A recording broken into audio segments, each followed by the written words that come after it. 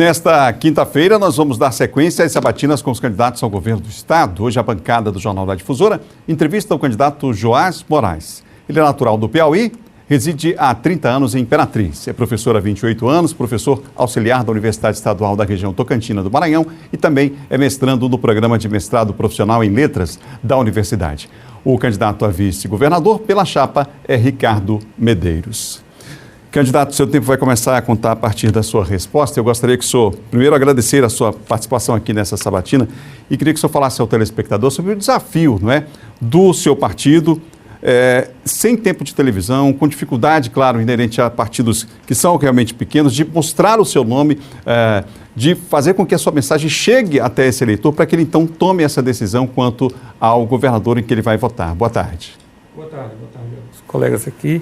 Boa tarde a você, telespectador. É muito importante que nós tenhamos, dentro desse contexto da eleição, a possibilidade de estar conversando diretamente com a população e esclarecendo tudo aquilo que nós temos preparado e temos estruturado no decorrer de todo esse tempo profissional em que temos atuado na universidade e também no ensino público médio do nosso estado. Nós temos desenvolvido um projeto para que o Maranhão possa efetivamente crescer e possa alcançar patamares bem melhores do que nós temos hoje.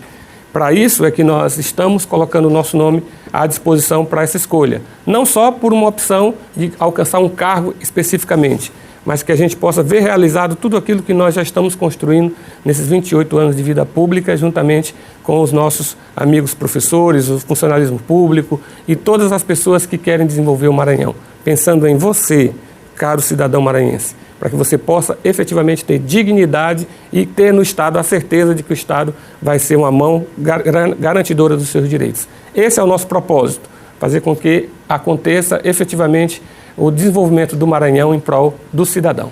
Kate Almeida, boa tarde. Boa tarde, Adalberto. Boa tarde ao candidato, aos meus colegas, a você que acompanha a gente pela TV e pelo rádio. Candidato, indiscutivelmente, uma das grandes frentes, e bandeiras levantadas aí pelo senhor e também pelo seu partido, inevitavelmente, é a educação, Nós temos números ainda assustadores no Maranhão que revelam um atraso, um retrocesso em diversos segmentos e a educação, de fato, é uma. No seu plano de governo, o senhor defende investimentos para a educação como uma porta de entrada, para que esse jovem, esse cidadão maranhense possa ter acesso ao emprego. Mas não está claro de que forma que o senhor vai fazer isso, caso venha a ocupar a cadeira de governador. Bom, nós temos dentro do plano de governo alguns projetos que estão elencados que vão fazer exatamente esse elo entre a rede educacional e o mercado de trabalho. Nós vamos implantar dentro da rede educacional para o ensino médio o pesquisador júnior, que é exatamente o investimento para que esse aluno, já no ensino médio, consiga desenvolver pesquisas e interagir com as universidades e com o mercado de trabalho. Essa é uma opção. A outra opção é trazer também a estrutura do mercado de trabalho para o menor aprendiz. E agora o ensino médio abriu uma porta que é o retorno do ensino técnico dentro do novo ensino médio como uma das alternativas. Então, nós vamos implementar essa ação para que esse menor aprendiz possa já galgar o mercado de trabalho antes mesmo que ele conclua a sua formação básica. E, com isso, ocupando esse espaço gradativamente. A nossa proposta é aumentar o nível de escolarização para que as oportunidades, quando chegarem ao Maranhão pelos investimentos que nós estamos trazendo, e não são poucos, possa ser acessado pelo maranhense e não termos pessoas de outros estados alcançando a isso. E de onde virá esse investimento que o senhor fala? Porque a classe, na verdade, dos professores hoje, pelo menos a gente tem conhecimento de que até hoje brigam pelo pagamento do piso. Então, de onde vai vir esse investimento, por exemplo? Nós temos trabalhado durante todo esse período, nos últimos 10, 15 anos, com projetos estruturantes para que o Estado possa absorver investimentos da iniciativa privada de forma a alcançar os serviços básicos necessários. Por exemplo, nós desenvolvemos um programa nacional de informática na educação que visava exatamente colocar a tecnologia dentro da escola. Trabalhamos por 17 anos nesse projeto E o que aconteceu nos últimos 7 anos é que simplesmente o governo do Estado desestruturou tudo o que nós fizemos e nos deixou numa situação em que, na pandemia agora em 2020, nós tivemos simplesmente problemas tecnológicos terríveis. Por quê? Porque não tínhamos laboratórios de informática, não tínhamos as conexões necessárias, em função de que tudo tinha sido desarticulado. Então, é retomar esse desenvolvimento a partir desse investimento que será feito. Nós vamos estruturar uma infovia que já está com o recurso garantido e parcerias que nós firmamos com empresas norte-americanas e europeias, para que a gente faça no Maranhão um corredor tecnológico interligando todos os 217 municípios com fibra ótica. O que isso significa? Que nós vamos melhorar as conexões para a educação, para a saúde, para o desenvolvimento econômico, para o agronegócio e também para a agricultura familiar, e encurtando as distâncias e dando as condições para que a comunicação facilite a implementação da economia. Todas essas ações vão tocar diretamente na questão também educacional. E quando você fala de que o Estado não cumpriu o que lhe era devido, é um compromisso nosso, que a partir de janeiro de 2023 nós vamos sentar com os professores, sentar com a categoria e não só garantir o cumprimento, mas fazer também avanços que precisam ser feitos na formação e qualificação dos nossos professores, a atualização. Nós temos um dado que o servidor público maranhense precisa se orgulhar. Uma pesquisa feita recentemente entre todos os estados do país, o servidor público do Maranhão, não só da educação, da segurança pública, da saúde, ele foi ranqueado como sendo o 8º melhor qualificado em termos profissionais. Mas quando você vai para o serviço que é prestado pela estrutura do Estado, nós caímos para o 25º. Por quê? Porque a estrutura não é dada necessariamente para que ele possa desenvolver. Vamos ver um caso específico na área da saúde.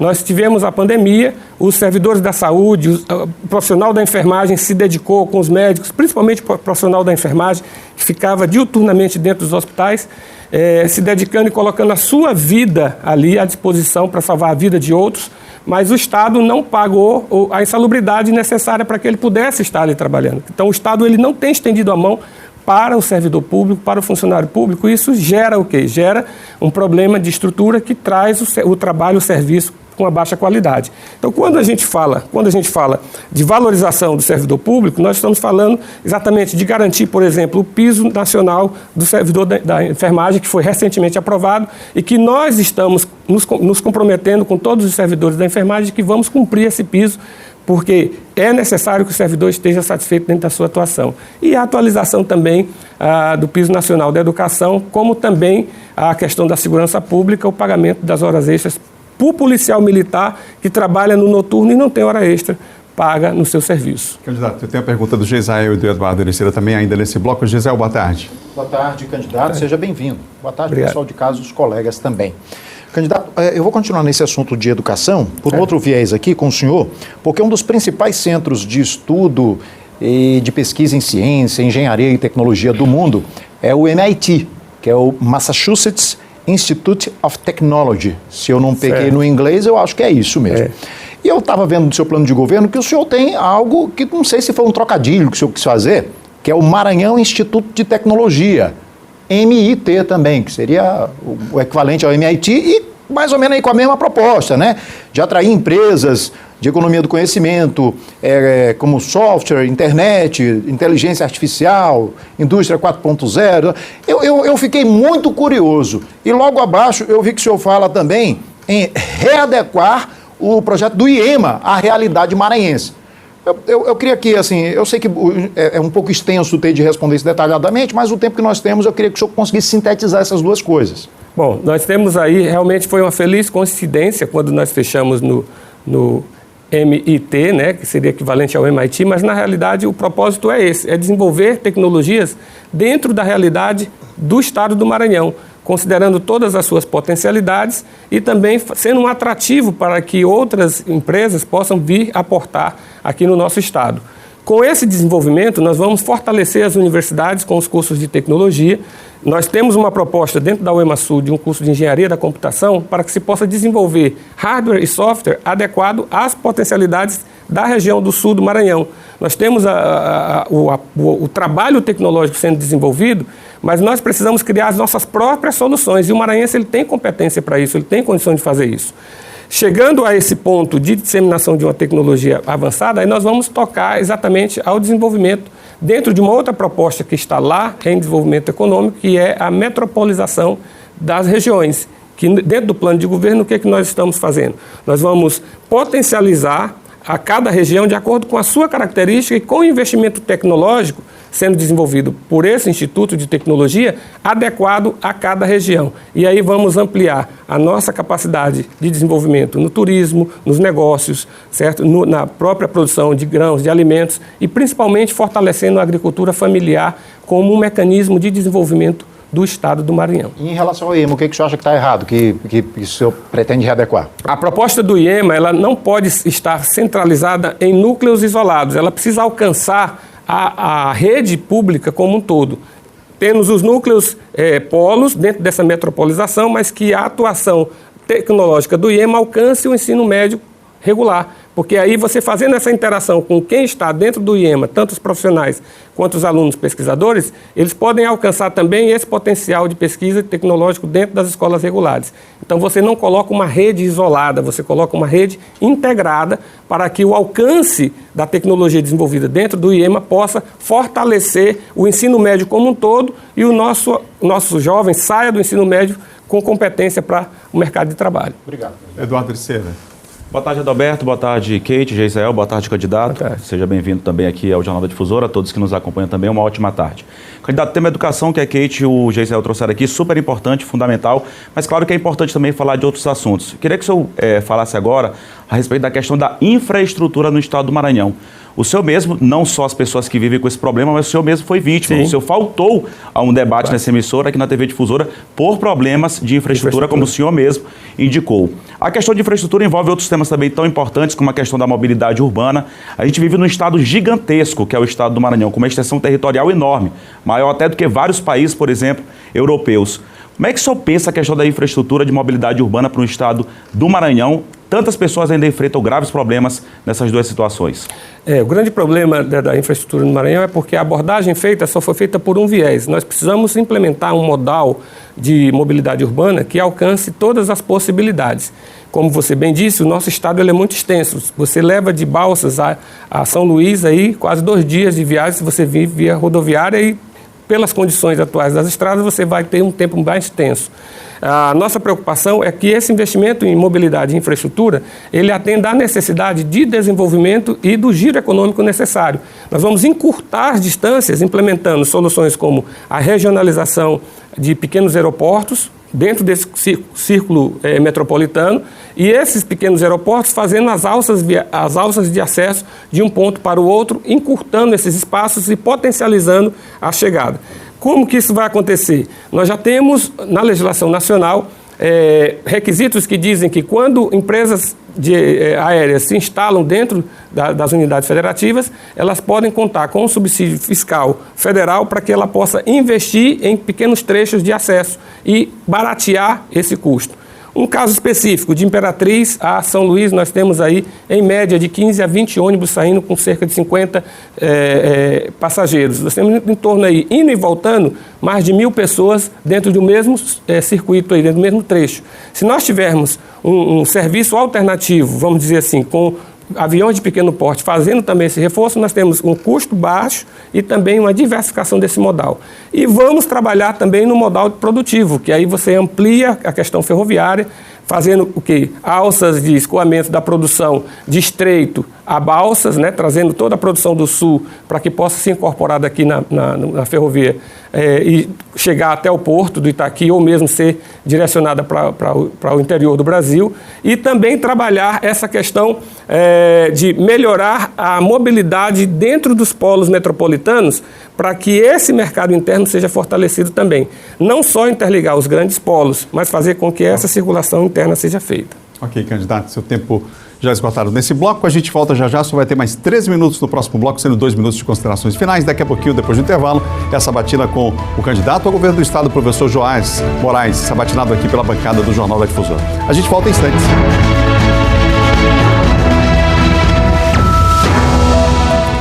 1h mais 46, já voltamos aqui com a sabatina com os candidatos ao governo do estado até amanhã. Amanhã é o último dia. Hoje nós estamos recebendo o candidato Joás Moraes aqui do Jornal da Difusora em sua primeira edição. Quem foi, agora me ajuda aqui, quem foi o último a perguntar foi... Agora é você, não é? Eu fui o último a perguntar. Deixa eu fazer aqui então, deixa eu desempatar aqui o jogo. Candidato, o senhor, eu estava observando aqui uma fala sua em relação à questão da infraestrutura, né? O senhor falava da necessidade de parcerias e que, inclusive, o senhor, chegando ao governo do estado, vai estabelecer parcerias, proximidade com o setor privado, com a iniciativa privada, né? Mas em que base isso aconteceria? Como é que o senhor entende? O senhor acha que hoje isso é feito da forma correta aqui no estado? Como é que é possível conciliar um assunto que a gente já puxou aqui com outros candidatos, que é o desenvolvimento com justiça social? Na realidade, ele precisa ser estabelecido dentro dos critérios de atrativo do investimento. O que nós já temos feito? Só fazer uma observação quanto a essa questão do tempo de campanha que se pensa muito. Alguém chegou para a gente e disse assim, vocês estão começando agora no final da convenção e está muito curto o prazo. Nós já estamos trabalhando há mais de 10 anos nesse projeto. Então, nós temos tido várias incursões, não só dentro do país, em outros estados, mas principalmente fora do país, interagindo com a Europa. Eu tive com o Ivo Nogueira, o pastor Ivo Nogueira, que é o nosso candidato ao Senado na Europa, buscando parcerias para que esses projetos de infraestrutura, principalmente a logística de telecomunicação e o modal de transporte, possa ser organizado e efetivado. O Ricardo Medeiros tem uma interação direta com os Estados Unidos, com parceiros que também estão trabalhando para trazer esses recursos, que é o nosso candidato a vice. Nós já temos contratos celebrados com contratos de confidencialidade, com recursos já pré-alocados para que esse investimento possa acontecer. Agora, para que isso possa acontecer, há necessidade da interação com o poder público. E nós batemos na porta de todos esses que estão aí, do governo do estado, dos senadores, desses que estão hoje candidatos a governo, que simplesmente não ouviram o que nós estávamos falando. Então, nós estamos ocupando esse espaço, queremos ser eleito, vou ser eleito governador do estado do Maranhão, para que a gente possa viabilizar esses recursos. Qual o critério, então, para se alcançar a justiça social? Dentro da formatação do investimento, nós já estabelecemos que 30% do valor a ser investido será direcionado para a ação social efetiva. Nós vamos criar uma rede de apoio ao idoso, onde nós vamos alcançar o idoso que trabalha 35 anos, se aposenta e fica lá com salário mínimo, não tem dinheiro nem para comprar o remédio dele, coitado. Então, nós vamos criar uma rede de apoio ao idoso, onde ele vai ter condições de ter a viabilidade do seu remédio, certo? Dentro da sua disponibilidade financeira, alcançando com o recurso humanitário que essas empresas vão ter que aplicar dentro do desenvolvimento dos seus projetos. Nós vamos também alcançar as famílias que têm filhos com necessidades especiais, que se torna uma situação muito difícil para a mãe de família que tem que cuidar do seu filho num turno e perde o emprego porque tem que estar um turno cuidando efetivamente desse filho que não está na escola. Nós vamos ampliar essa rede de apoio para que essas famílias possam ter condições de cuidar dos seus filhos com necessidades especiais, com todas as características específicas dessa situação. E os investimentos também de apoio social que nós teremos como implementação do projeto de ecoterapia que nós já temos aqui em São Luís, no quartel, um projeto que nós iniciamos, que tínhamos em Imperatriz quando estivemos trabalhando com o município de Imperatriz, mas que isso foi desarticulado por conta de que não era prioridade desses governos. Então, a justiça social ela vai acontecer a partir do momento em que o investidor chega para desenvolver o seu negócio, vai melhorar a infraestrutura, vai melhorar toda a estrutura comercial, mas ele vai ter que ter a obrigatoriedade de fazer o investimento social dentro dessa perspectiva. E aí a gente alcança o pequeno nas suas necessidades básicas e alcança também o desenvolvimento econômico gerando trabalho e renda. Kate Almeida. Candidato, o senhor falou agora há pouco sobre uma palavra que, na verdade, ela é latente no Maranhão, prioridade. Há pelo menos quase 8 anos o Estado vem se arrastando em muitas áreas, né? E aí, claro que, inevitavelmente, a gente destaca a pobreza porque é algo urgente. Aliás, de uma extrema urgência, quando a gente imagina, em razão dos dados divulgados, inclusive aí recentes pela Fundação Getúlio Vargas, mostrando, por exemplo, a região da Baixada com mais de 70% de concentração de pobreza. Nós já ouvimos muitos candidatos aqui, inclusive o seu partido é bastante alinhado, né, quando o assunto é investimento, e vocês falam muito, né, a exemplo inclusive do próprio senador que eu tive a oportunidade, o candidato a senador que eu tive a oportunidade de entrevistar, falando sobre a origem desse recurso, que seria de instituições, de ONGs do exterior. Quando a gente fala sobre pobreza, a gente fala sobre urgência, né? É aquela primeira urgência do cidadão. Inclusive, recentemente, nós tocamos nesse assunto com um candidato e ele não considerou que fosse urgente, nem relacionasse a urgência com prazo. O que o senhor imagina, uma vez que a gente tem milhares de maranhenses assistindo, por exemplo, agora, esperando como é que vai ser a vida desse maranhense no próximo ano, por exemplo? O que ele tem de expectativa imediata, com prazos, inclusive, para que ele possa não só receber, mas ter a expectativa de caminhar com as próprias pernas nesse estado? Porque não dá para arrumar mala e ir embora e buscar oportunidade em outro canto, com certeza, né? Bom, o nosso projeto de governo, ele alcança não só o investimento privado, mas principalmente o alcance imediato à situação de risco econômico e social que a nossa população está, a pobreza mesmo. Nós vamos ampliar o nosso programa de atendimento social, mas dentro dessa ampliação nós vamos colocar requisitos necessários para que essa família, esse cidadão, ele ao receber essa ajuda humanitária, ele consiga também estar construindo uma base sólida para que em 12 meses ou mesmo 2 anos ele consiga sair dessa situação com a geração de trabalho e renda que nós vamos colocar. Nós temos programas de agricultura familiar para a área rural, onde nós vamos alcançar aquela família que tem uma pequena propriedade que não tem condições de fazer o seu plantio ou de conduzir o seu processo produtivo. Nós vamos fomentar isso com a criação de um fundo garantidor do Estado para que ele possa começar a produzir e, posteriormente, ter a sua autonomia, a sua dignidade a partir do que ele produziu e do que ele consolidou como economia. Vamos colocar na mão do produtor rural de pequeno porte exatamente o fomento necessário para que ele possa iniciar o seu processo. Em contrapartida, no setor urbano, nos grandes bolsões urbanos, nós vamos buscar o microempreendedor que está lá praticamente sem condições de agir, porque pós-pandemia nós tivemos mais de 130 mil microempreendedores no Maranhão que pararam as suas atividades porque não tinham recurso para girar e depois não tiveram condições de retomar suas atividades econômicas por falta desse investimento, dessa intervenção do Estado. Então nós vamos estender a mão para esses microempreendedores, também com um processo de fomento da economia para que ele possa começar a empregar 2, 3, 4, 5 pessoas e assim alcançar diretamente as famílias que estão nos bolsões urbanos sem condições de gerar sua própria renda. Com isso, nós vamos elevar o patamar econômico do Maranhão a partir do pequeno e não do grande. Agora, é muito interessante também ver uma outra frente que nós vamos fazer. O Estado do Maranhão, nos últimos anos, tem concorrido contra os direitos trabalhistas dos servidores. Só para você ter uma ideia, os precatórios da educação giram em torno de 2 bilhões de reais que não foram pagos. E quando esse recurso não é pago, esse recurso não chega na comunidade, porque um professor que recebe um precatório, ele vai reformar a casa dele, contratar o pintor, fazer um investimento comprando a propriedade, e isso vai girar localmente.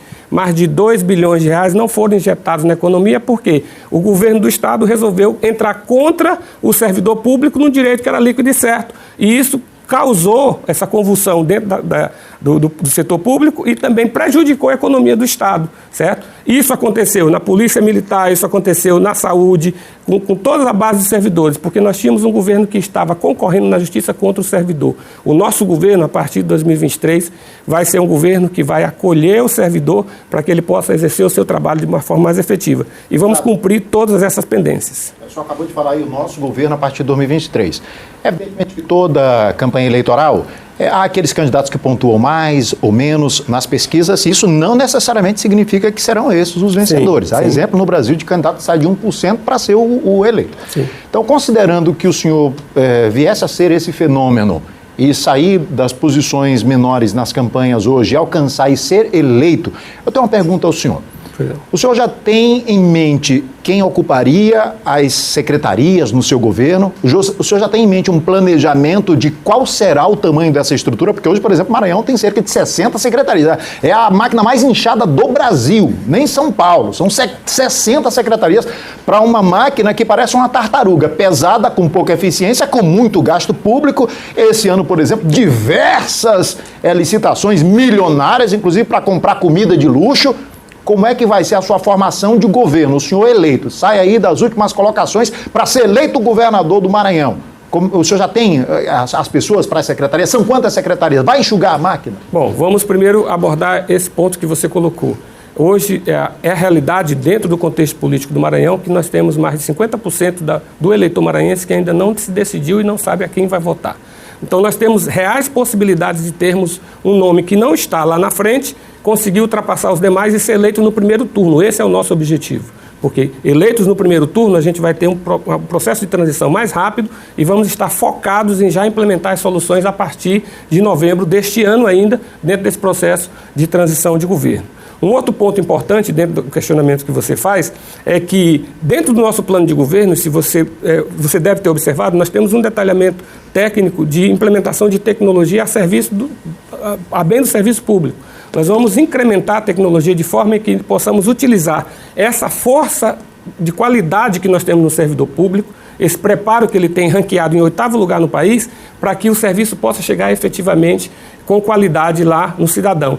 Então nós não precisamos, na maioria das vezes, ampliar a estrutura. Na maioria das vezes nós precisamos dar as ferramentas necessárias para que o policial possa atuar de forma efetiva. O senhor vai enxugar a máquina? Nós vamos, na realidade, fazer o ajuste adequado para que o nosso plano de governo possa ser aplicado. Essa quantidade de secretaria vai continuar ou o senhor pretende diminuir? Nós vamos fazer um ajuste diminuindo essa quantidade. Não temos ainda definido qual é o quantitativo de diminuição, mas dentro de cada item do nosso plano de governo nós já temos as estratégias preparadas e como que nós vamos fazer. Mas conceitualmente o senhor acha que é muito? 60 o senhor acha que é muito? Eu defendo a otimização do serviço público com qualidade, com o uso da tecnologia a bem do serviço público. Okay. Essa infovia que nós vamos implantar já a partir de janeiro de 2023, ela vai aproximar todos os municípios, os 217 municípios interligados. Então, o processo do judiciário vai melhorar, a segurança pública, o monitoramento do Estado vai melhorar sem necessidade de grandes corporações. Nós vamos melhorar a educação porque todas as escolas estarão interligadas.